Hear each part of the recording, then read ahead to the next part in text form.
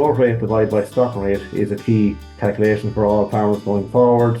And obviously, people who are at a higher stocking rate at the moment on this platform for their own reasons will have a lot higher feed bills between now and drying off.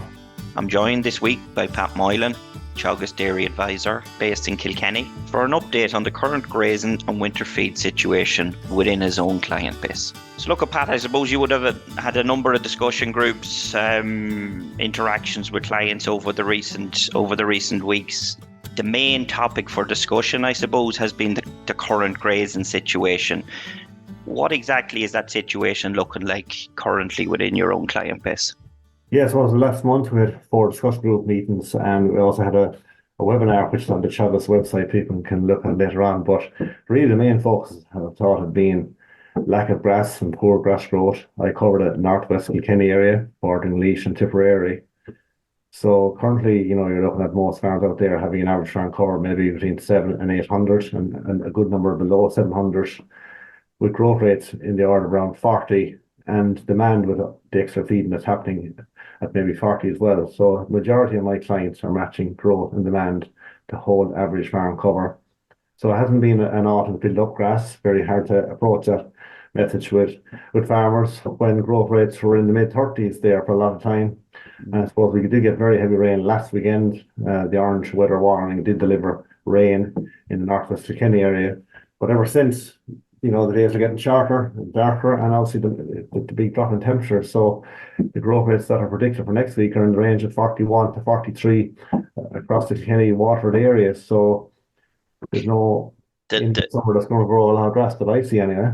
Yeah, the likelihood now at this stage really on farms is it is the advice to kind of manage what's there. The likelihood of building cover at this stage is that race is run as such, Pat.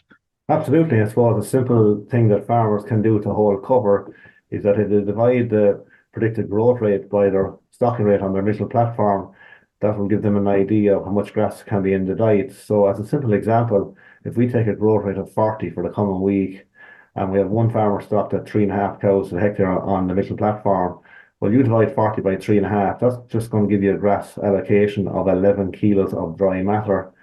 And that means that in that case, you're looking at 7 kilos dry matter of supplementation.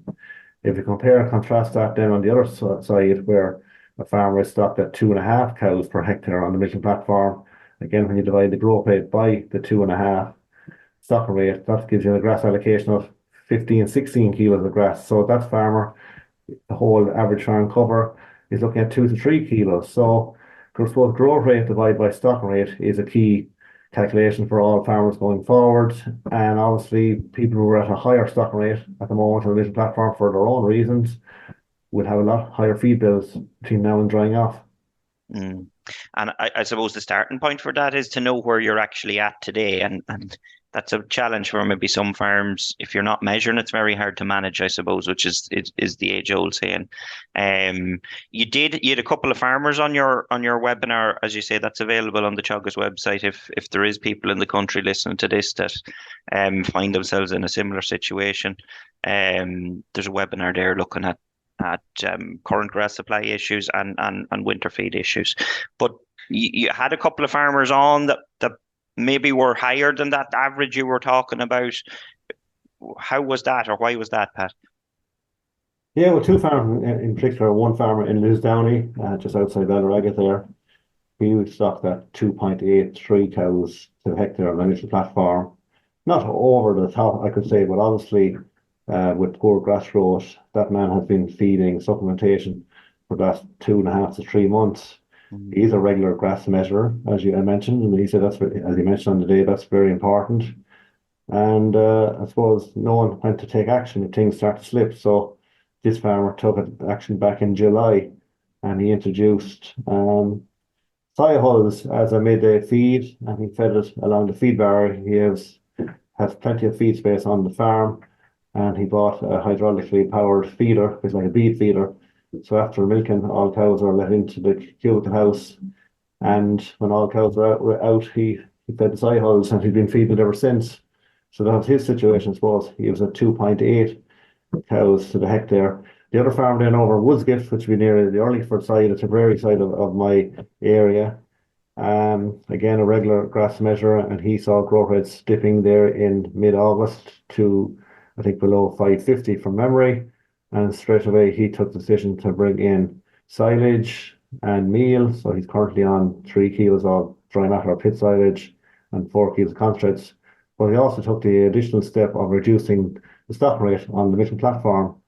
And what he's done, he has moved on some cull cows that are fit for the mart, and also he has up to 19 cows that are destined for culling that are being fed or being milked once a day and being fed in the cubicle house and silage. So he's brought down the stocking rate. So I suppose it's two things. It's supplementation and stocking rate. And each farmer needs to look at their own situation.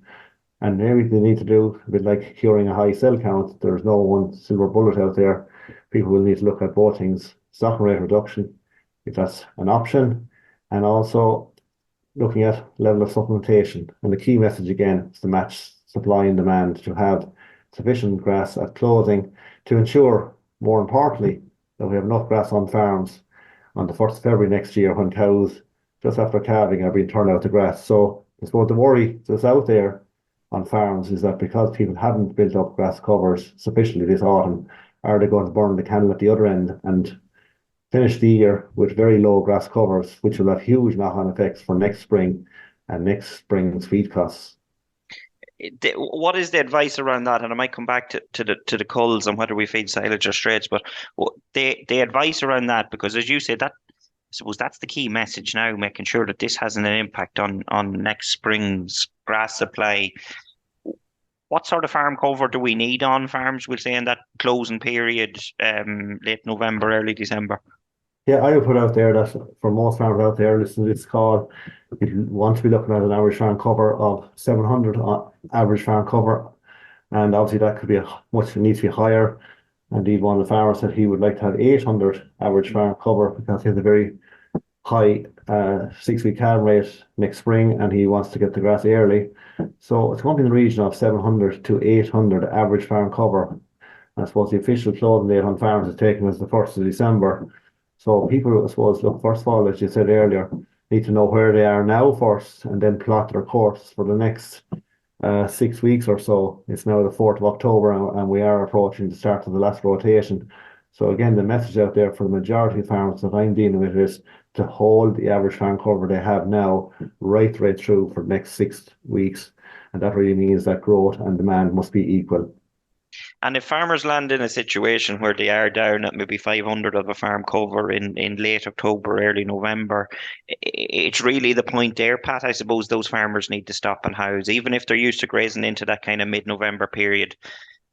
You need to stop and house at that period to make sure you get to that kind of, as you said, between 700 and 800 in early December. Yeah, I suppose first option to consider, are they going to obviously they must bring demand below growth currently, so are they going to up supplementation levels? And secondly, if they don't achieve that, then obviously if they finish the grazing year that bit earlier, and obviously the cows are housed that bit earlier, as you mentioned, which is not what people want to do, but it'll be what they will have to do this year in some cases. And obviously, grass growth will continue when the animals are housed, so the average farm cover will rise after the animals are housed full time. So people have to look at both situations. Is it extra supplementation now? But really, for me, it's for how they have to do, for farmers to do it practically, they do need to go first on and see where they are, and then maybe sit down with their Teagasc advisor and do a budget on Pasture Base Ireland, or maybe just even do a budget on the back of a page with a buyer on the calculator and have some appreciation. So that's a useful tool that is there on Pasture Base Ireland, the grass budgeting tool. Probably underutilized, I would guesstimate. People are used to putting in grass covers, but it is a very useful tool there. And I'm sure there are help videos there on Pasture Base Ireland, but why not pick up the phone to your local advisor and he can bring it through a budget either on farm, during a farm visit, or maybe using modern technology, a Zoom call that is highly used now in the advisory world. Yeah, absolutely. And as you say, in terms of that technology is there and it gives you great insight. I see some farmers there completing feed budgets or grass budgets from now right through to kind of mid-April, late April next year. So it gives you a great picture of where grass supply will be at. Yeah, but even to do it, I would say start simple. If you did even a budget for the next 6 weeks until housing time and just do that much and get used to using the budgeting tool. And then obviously you can expand on it again next spring when you do an opening farm cover, maybe in late January, early February. But even to do it for the next 6, 8 weeks would be crucial. Yeah. Coming back to the point in terms of matching that growth and demand, you mentioned one farmer feeding silage, another farmer feeding straights. In general, what are farmers doing there, or how are they deciding between, is it silage, is it soya hulls, is it something like maybe palm kernel that's going in there? One, what is the current feed situation in the yard? So take out your measuring tape and measure your patent length by breadth by height and feed and divide it by 47 will give you an approximate tonnage. So you need to estimate where your silage stocks are first, number one. And I suppose number two, there's the issue obviously of have you adequate feed space on farm? And number three, I suppose, what's the associated labour with extra supplementation? So look, for some farmers that are happy just to feed up to 6 kilos of ration in the powder, very simple and straightforward. Feeders are there, the ration has to be bought obviously. And other farmers then have used palm kernel, particularly farmers in my area who do not have enough feed space. And what they're doing, James, is using 500-gallon concrete trucks or plastic trucks in either the collection yard area or maybe on the farm road area, or some farmers are actually moving the trucks around from paddock to paddock with the cows using a pallet fork. And what they find with palm kernel is that farmer cows, they don't gorge themselves on it. Its palatability would not be high, but it's doing the job. And a lot of palm kernel have been fed in the County Kilkenny area, and people are happy with how it has worked out from a labour reduction point of view, and also where there's not enough feed space. The other farmer that was on my webinar last week in Lisdowney, he has adequate feed space, so he went the route of the soy hulls, and he is equally happy with what the soy hulls has done. At the end of the day, what we're trying to do is reduce demand and put in something to fill the gap between grazed grass and the total intake of the dairy cow at this time of the year. So in summary, I suppose the considerations are, what is the situation of winter fodder? What is the situation as regards, have you got adequate feed space on the farm or not? And number three, how convenient is it to feed supplement cows at the moment, whether it be using silage or some of the straights that I mentioned? So every farmer just needs to sit down and think about what's the best balance overall. Yep, absolutely. And the winter feed situation there you mentioned, obviously the focus at the moment and always is the issue at hand currently, but with housing not that far away and maybe supply of feed in particular areas across the country that have been maybe more affected by growth, not as plentiful as some may like. What is the current feed situation on farms within your own catchment? Yeah, in my own catchment, I have to say, I mean, honest about it, the majority of phone calls I'm getting are about managing the current situation, and not maybe as many as I might like about what's happening for the winter fodder. Look, it's been a difficult 12 months. Rain has fallen since last year's plough match. Difficult spring. Some of them with poor growth rates in this part of the world, and then we had a dry July and August. So, most farmers at the moment are thinking in the next 30, 60-day, window. So my head would say, if I'm visiting farms and measuring pits, that if there's a silage shortage out there, it's not huge as much as I would have thought. And I would guess most farmers are either self-sufficient or maybe within 10%. But of course, that can vary. I had an example there a couple of weeks ago at a group meeting where a farmer was very low on grass cover, below 500 average on cover, but he also was 500 tons of fresh wet silage short as well. But I have to remark that farmer, I suppose, for whatever reasons, over all the years has been set up at a particularly high stocking rate. And obviously, as growth rates come down, and we know from pasture-based Ireland that grass growth rates are back to 1 to 1.5 tons of dry matter per hectare.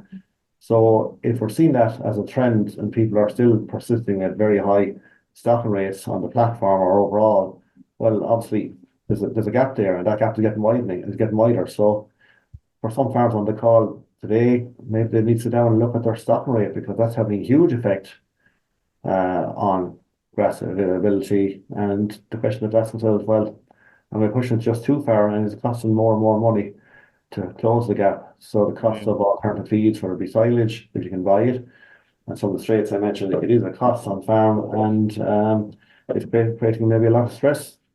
in the farm or at the kitchen table as well. So people have to maybe sit down and say, well, what is the appropriate stock rate for my farm? And look back over how grass has grown on their farm over the last even 5 years. Yeah, and if as you say, if it's a recurring issue, Pat, year on year, where the farm is short of feed and it's unsure where it's coming out of, um, that's something that at individual farm level that needs to be looked at. But in general, it's good. It's good news, and I think in fairness, the fodder survey that was completed recently, in general terms, a high percentage of farmers feel that they have secured enough winter feed, and as you say, there's a percentage there maybe where it's within that kind of 10% short, and then individual cases where it's more than that. For that farmers to find themselves maybe in that kind of small deficit, I suppose, what's the advice to those? Or what can they do? Well, people with small deficits, I just did a simple sum there that if we were to even look at stock rate, number one, and if one cow was even culled today and there's roughly 90 days to the end of the year, and if we took that intake of that cow from a forage point of view, it might be around 15 kilos of dry matter. So when you multiply 90 by 15, you're getting not far off of 1,300 kilos of dry matter. So that's kind of 5 to 6 round bales of silage per cow. So one cow moved off farm now could save you 5 to 6 bales of silage to the end of the year. Now that's not to the end of the winter; it's to the end of the calendar year, the 31st of December 2024. So people have to maybe look at that. And oftentimes people are slow to move maybe cows off. Look, and there are cows, there are herds out there that are not that are milk carding obviously is the key. And despite the milk price where it's at, I suppose our work would suggest that any farm or any cow where the current production is 13 litres per cow at the moment, that if you did a very simple budget over the next 60 days of milk, that cow might leave only a margin of €60 per cow, whereas cows that are milking quite well at the moment, 21 litres per day, would be expected to leave a margin over feed of €280 a cow. So maybe that 5% of cows are on all farms to be culled. So that's the first place to start, I suppose, to look at organising milk recording, and of course with the dry period approaching, milk recording now will be vital to decide on your selective dry cow therapy program for 2024. Number two, I suppose, obviously people will look at maybe simply feeding some simple straits. I've would have farmers over the years who simply would have fed rolled barley, for example, to cows, and also people would be looking at maybe incorporating straw in the diet. So, a small few tweaks there can change a 10% deficit into neutrality, or maybe shortly the other way. But it's like everything else. I think the message from the farmers on the webinar last week is both farmers made the same thing, to act on time.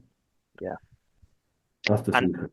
and I think the important point, Pat, there too is farmers, even if you're supplementing now to manage grass, it's to put up the wire. There's no point putting in the 3 or 4 kilos extra and maybe not working on a 12-hour break, but you're just not going to save the grass. And a similar one in that silage, if we put in feed, don't maybe manage the silage and restrict the silage to a point, you're going to end up with not as big a saving maybe as you think. Absolutely, cows will eat everything put in front of them, and obviously, if we are going to supplement with an additional feed during the dry period, and cows are not restricted on silage, the cows will eat everything that's offered, and they'll put on live weight, and maybe could be overfatted calving. So that's an important consideration. So I suppose I would say at farm level, farmers maybe can struggle with not seeing silage in front of the cows, should I say. But in order to make the savings either in the field or in the shed, you have to either up the 12-hour wire, as you mentioned, or you do have to reduce the amount of silage in the diet indoors. If not, the cow will do what any of us would do. She'll fill her belly, and you will have a maybe fat cow at the end of the winter, and maybe less silage Then you say thought. you would expect. So it's important to do it. Very good. One last question. Um, Look at all of these things, and there's been reduced grass growth, difficult spring, reduced grass growth across the summer period, and then parts of the country, like the part you're in, have maybe suffered with reduced grass growth this back end. Other parts, maybe it's been a relatively normal back end, but they all have an impact on cash flow. For farmers that do find themselves maybe in an issue and are having to buy extra supplement, what's your advice around cash flow maybe over the coming weeks and months, Pat? Yeah, so some of the actions I've seen farmers taking in my region, obviously farmers who've decided to sell stock, whether it be maybe some young stock or even or cull cows, that has provided a cash flow at the moment, which has been used then to pay for the supplementation for the balance of the cows. I also see in my own area here that there's been huge uptake in the likes of credit union loans. The cultivate package seems to be very attractive to farmers.